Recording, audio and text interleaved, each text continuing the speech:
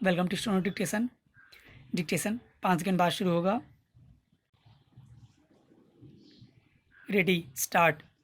केरल के कोझिकोड हवाई अड्डे पर वंदे भारत अभियान के तहत दुबई से भारतीयों को ला रहे एयर इंडिया एक्सप्रेस विमान की दुर्घटना ने हवाई यात्रा से जुड़े जोखिम एक बार फिर रेखांकित कर दिए।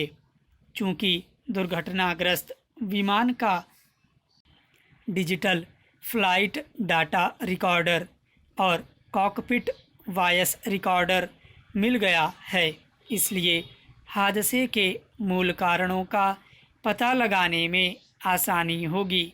लेकिन यह प्रारंभिक तथ्य किसी न किसी स्तर पर मानवीय भूल की ओर भी संकेत कर रहा है कि विमान हवाई पट्टी पर तय स्थान से करीब 1 किमी दूर उतरा। इस तरह की गफलत के नतीजे अच्छे नहीं होते। माना जा रहा है कि इस गफलत की एक वजह बारिश हो सकती है। जो भी हो, इसकी भी अनदेखी नहीं की जानी चाहिए कि विमान से फिसलकर खाई में गिरने से उसे और अधिक नुकसान हुआ। वह 2 टुकड़ों में बंट गया। यह तो गनीमत रही कि पायलट ने विमान का इंजन बंद कर दिया था, अन्यथा उसमें आग लगने से कहीं अधिक क्षति हो सकती थी। दोनों पायलट समेत 18 लोगों की जान लेने वाले इस विमान हादसे को लेकर यह बात भी सामने आ रही है कि कोझिकोड एयरपोर्ट की डिजाइन सुरक्षा मानकों के अनुकूल नहीं है। आखिर जब नागरिक उड्डयन मंत्रालय द्वारा गठित एक सुरक्षा सलाहकार समिति ने करीब 9 साल पहले ही इस एयरपोर्ट को लेकर चेतावनी दी थी, तो फिर उस पर ध्यान क्यों नहीं दिया गया? कोझिकोड एयरपोर्ट एक पहाड़ी सतह पर बना है।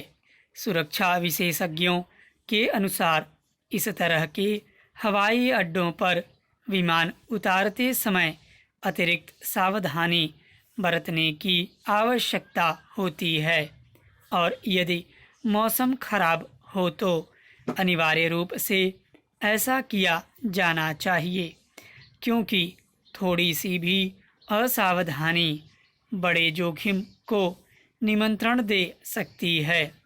क्या इस चेतावनी की अनदेखी की गई? यह वह सवाल है जो इस विमान की दुर्घटना की जांच का हिस्सा बनना चाहिए। ध्यान रहे, यह चेतावनी 2010 में मंगलुरु हवाई अड्डे पर हुई विमान दुर्घटना के बाद दी गई थी। उस दुर्घटना में 150 से अधिक लोगों की जान गई थी। मंगलुरु हवाई अड्डा भी कोझिकोड हवाई अड्डे की तरह एक पहाड़ी पर स्थित है। कायदे से इस चेतावनी पर गौर करते हुए इस तरह के हवाई अड्डों में खराब मौसम और खासकर तेज बारिश में विमानों की लैंडिंग के समय या तो अतिरिक्त सावधानी का परिचय दिया जाना सुनिश्चित किया जाता, या फिर हवाई पट्टी के डिजाइन में आवश्यक फेरबदल किया जाता। कम से कम अब तो यह काम किया ही जाना चाहिए। इसी के साथ यह भी सुनिश्चित किया जाए कि वह हवाई यात्रा को सुरक्षित बनाने के लिए जरूरी सबक सीखने में किसी तरह की हीला हवाली न होने पाए। स्टॉप।